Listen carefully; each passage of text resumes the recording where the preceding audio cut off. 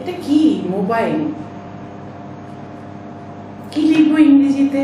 লিখতে তো কিছু ভালো লাগছে না। বর্ষার দিন, সুন্দর একটা মহল, তারপর তুমি ইংরেজিতে লিখতে হবে?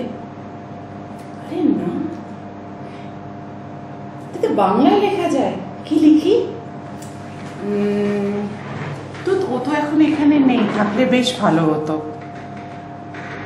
তাও কিছু তো লেখা যায়। 7 নম্বর মোটা আপনি আপনি চলে এলো। আজব ব্যাপার। আমি তোমাকে, তটা তো নেই এখানে। দেখি মাঝেরটা টিপে। আরে কোণে কেন আসে সব কিছু? আঙ্গুলটা হয়তো নাড়াতে সুবিধা হয়। তো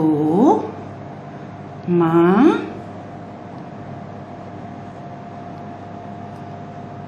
কে ভালোবাসি লিখবো? লিখেই ফেলি, ক্ষতিটা কি? আবার ভটা কোথায় হাওয়া হয়ে গেল? এই তো পেয়েছি। ভয়ে আকারে ভা লুম বা সি। কিন্তু এইটা তো গেল, এটা তো সোজা সোজা বানান। এখন একটা শক্ত বানান লিখি তো। মার নাম বাবার নামটা লিখলে কিরকম হয় দেখি। শ্রীকৃষ্ণ লেখা যায় কিনা। শ্রীকৃষ্ণ তো আবার তালিববর্ষ। আসলে ইংরেজিতে লিখে লিখে না বাংলাটা একদম গেছে। তালিববর্ষয়। এই লাল জিনিসটা কি হসন্তের মতো? এটা হসন্তই হবে, দেখি। আরে শ্রী দীর্ঘইকার কয় রফলা, না কয় রফলা মূর্ধন্য ষ। আবার এটা তো নিজে নিজেই বলে দেয়, আমায় কিছুই করতে হচ্ছে না। ভালো নইলে আমার মতো বাংলার যার অবস্থা বানানের, তার জন্য খুব সুবিধে। শ্রীকৃষ্ণ। আর কি লেখা যায়? রবি ঠাকুরটা না লিখলে হচ্ছে না, কারণ সতলের রবি ঠাকুর না লিখলে কেমন জানি একটা বাঙালি বাঙালি লাগে না।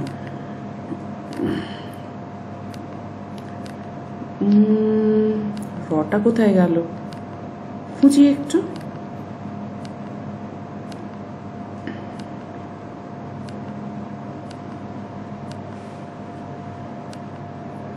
এককালে শখ ছিল রবির মতো কবি হব, সেই শখটা এখন নেই যদিও, কিন্তু বানানটা তো লিখতে পারি।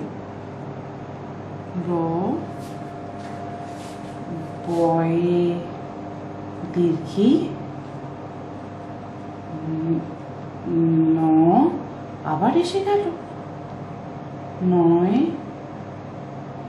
দয় রফলা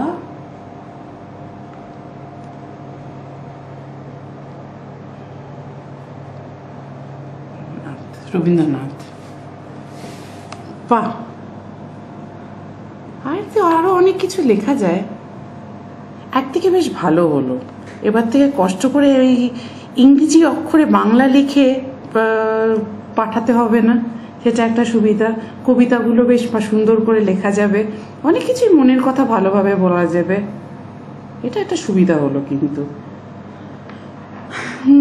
তুমি কেমন আছো তো জিজ্ঞেস করলাম না, আবার দুঃখ পাবে না জিজ্ঞেস করলে। তুমি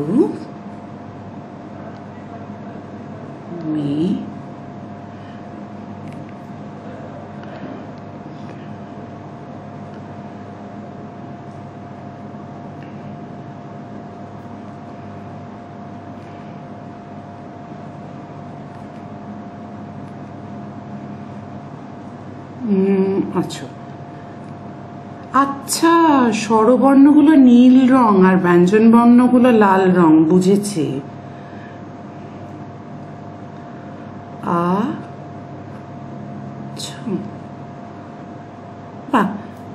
আচ্ছা, এবার তো একটা দাড়ি দেওয়া উচিত।